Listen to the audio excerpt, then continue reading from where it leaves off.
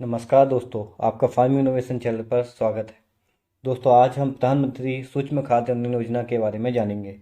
साथियों, यह योजना फूड प्रोसेसिंग से संबंधित है।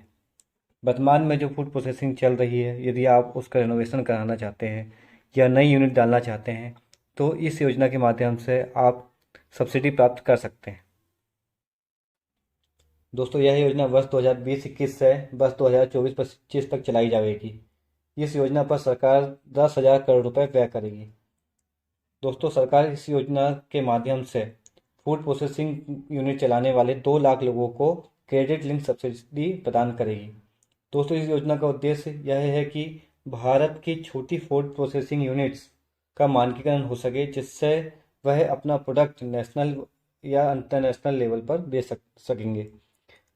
दोस्तों, मानकीकरण वह हैंड होल्डिंग सहायता के लिए सरकार ने प्रत्येक जिले में डिस्ट्रिक्ट रिसोर्स पर्सन अपॉइंट किया है, जो आपकी मदद करेगा।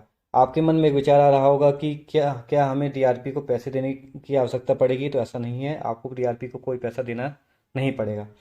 दोस्तों, इस योजना में फूड प्रोसेसिंग संबंधित टेक्नोलॉजी ट्रेनिंग दी जाएगी, जिससे प्रोडक्ट में सुधार होगा और आप उसे नेशनल या इंटरनेशनल लेवल पर बेच सकेंगे। दोस्तों, इस योजना में इंडिविजुअल्स, एफपीओ और सेल्फ हेल्प ग्रुप और कोई भी सहकारी समिति भाग ले सकती है।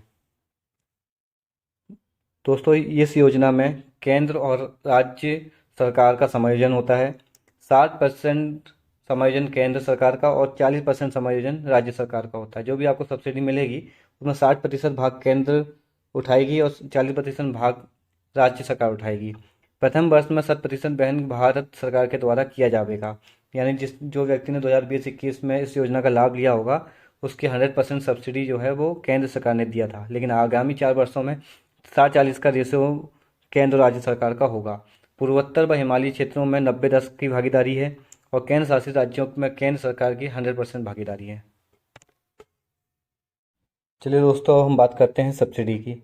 इस योजना में 35% की और अधिकतम 10 लाख रुपए का अनुदान आप ले सकते हैं। यदि आप सेल्फ हेल्प ग्रुप में कार्य करते हैं और फूड प्रोसेसिंग से संबंधित कार्य करते हैं तो सीड कैपिटल के रूप में आपको 40,000 रुपये दिया जाएगा। कॉमन इंफ्रास्ट्रक्चर आप बनाना चाहते हैं, जैसे इंक्यूबेशन सेंटर, वेयर हाउस या कोल्ड स्टोरेज, इस पर भी 35% और अधिकतम 10 लाख की सब्सिडी आप ले सकते हैं। इस योजना में सरकार आपकी ब्रांडिंग एवं मार्केटिंग में सहायता करेगी। शासकीय क्षेत्र में क्षमता विकास एवं अनुसंधान हेतु आपको 100% सहयोग किया जाएगा। दोस्तों, अब आप आवेदन करते हैं इंडिविजुअल रूप में, यानी निजी इकाई आप बनाते हैं और आवेदन करते हैं, तो यह ऑनलाइन प्रक्रिया है। जैसे ही आप आवेदन करते हैं तो जिला स्तरीय क्रियान्वयन समिति इस पर निर्णय लेती है कि आपको लोन देना चाहिए या नहीं देना चाहिए। यदि वह निर्णय ले लेती है तो आपकी फाइल जो है वो सीधे बैंक के पास पहुंच जाती है।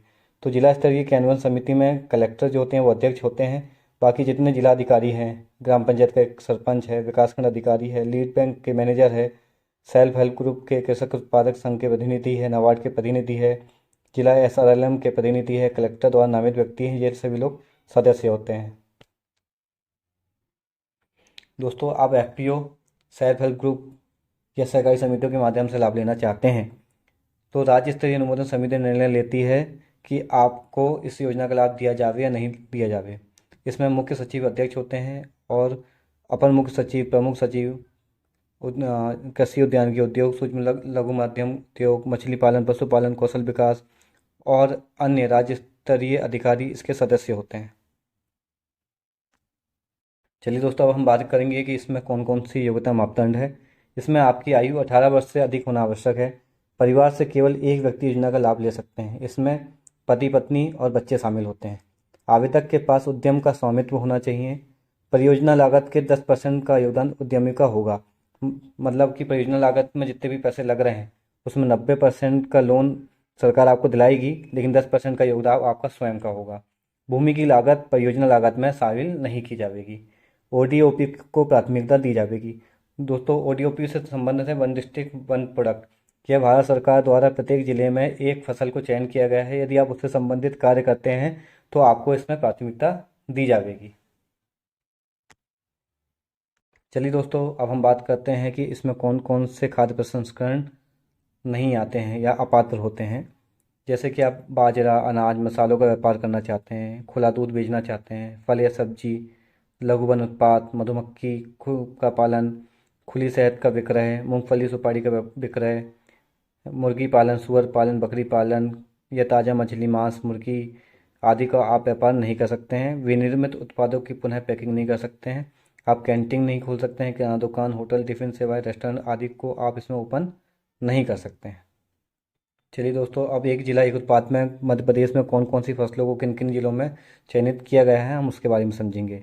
जैसे सीताफल को अलीराजपुर, धार, सिवनी में, आम फसल को बैतूल, सीधी, उमरिया में, अदरक को बड़वानी, टीकमगढ़, निवाड़ी में, लहसुन को मंदसौर, रतलाम में, हरी मिर्च को खरगोन में, हरी मटर को जबलपुर में, प्याज को हरदा, खंडवा, शाजापुर, विदिशा, उज्जैन में, हल्दी को रीवा, शहडोल में, अमरूद को भोपाल, होशंगाबाद, सीहोर, श्योपुर में, धनिया को गुना, नीमच में, आलू को छिंदवाड़ा, देवास, ग्वालियर, इंदौर में, टमाटर को अशोकनगर, दमोह, झाबुआ, कटनी, रायसेन, सागर, सतना, शिवपुरी, दतिया, सिंगरौली, अनूपपुर में, केले को बुरहानपुर में, संतरा को आगर मालवा, राजगढ़, छिंदवाड़ा में, आंवला को पन्ना में, सरसों को मुरैना में, पान को छतरपुर में, कोदो कुटकी बालाघाट, डिंडोरी, मंडला में, गन्ना को नरसिंहपुर में और बाजरा को भिंड में ओडीओपी के रूप में चयनित किया गया है।